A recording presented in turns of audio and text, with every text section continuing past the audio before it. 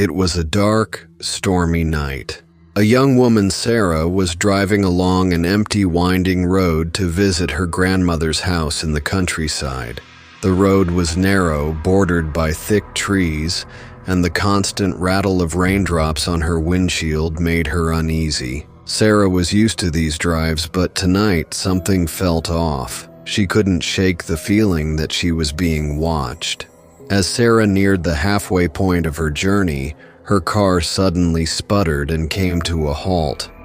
She tried restarting the engine, but it refused to budge.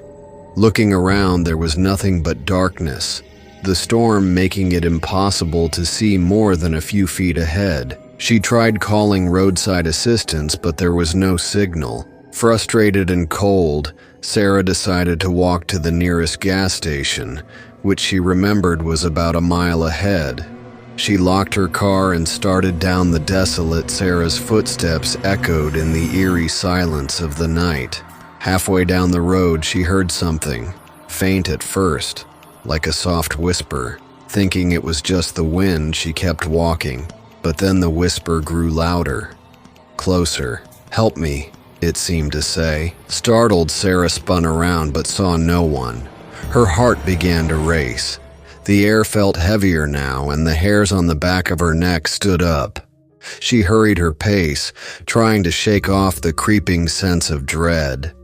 Just as she thought the whispers might be in her head, Sarah noticed a faint light in the distance. It was coming from an old, dilapidated house tucked away behind a thicket of trees. She didn't remember seeing it on her usual route, but curiosity drew her toward it.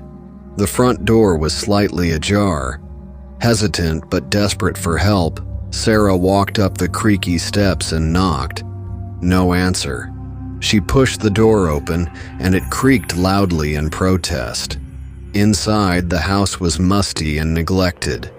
Dust hung thick in the air. But something was strange. There was a faint glow from beneath the floorboards. The glow beckoned her forward, and as she stepped closer, Sarah noticed a trap door. It was old, and the edges were worn, but the faint light seeped through the cracks. She hesitated, but something urged her to open it. With a deep breath, she lifted the door, revealing a narrow staircase leading down into a dark underground room. Sarah's heart raced, but her need to know what was down there outweighed her fear. She descended the steps, each creak echoing louder in the silence. At the bottom of the stairs was a small, dimly lit room. The walls were covered in strange symbols, and the air felt thick and heavy, as if it had been untouched for decades. In the center of the room, a single chair faced a wall covered in old photographs. Portraits of people, some familiar, others unrecognizable. As Sarah stepped further into the room, she felt a sudden chill and heard it again. Soft whispers, louder now. The voices seemed to be coming from the photographs themselves. She froze when she saw one photograph that made her blood run cold.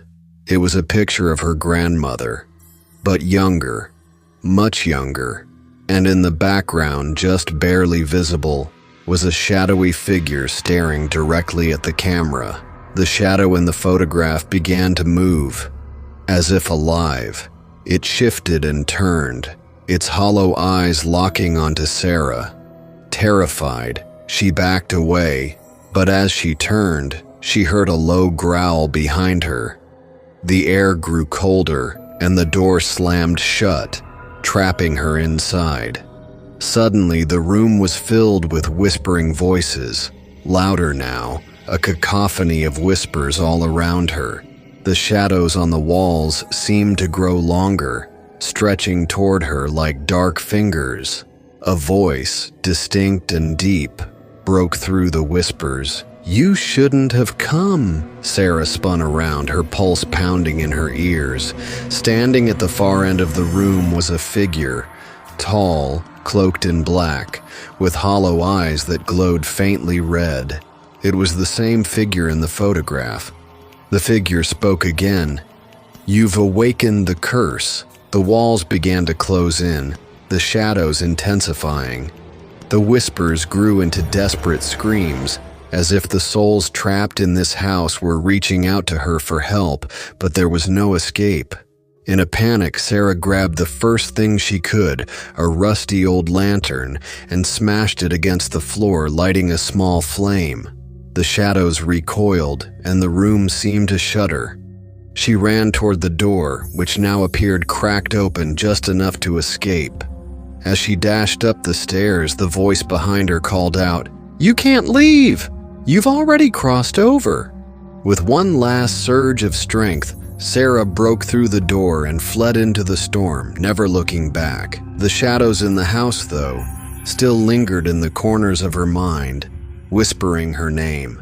As Sarah finally reached the gas station, she collapsed into the arms of a passerby. Breathless, she told him her story, but when she looked up at the man's face, she froze in horror. It was the same man from the photographs, the same hollow-eyed figure. He whispered softly,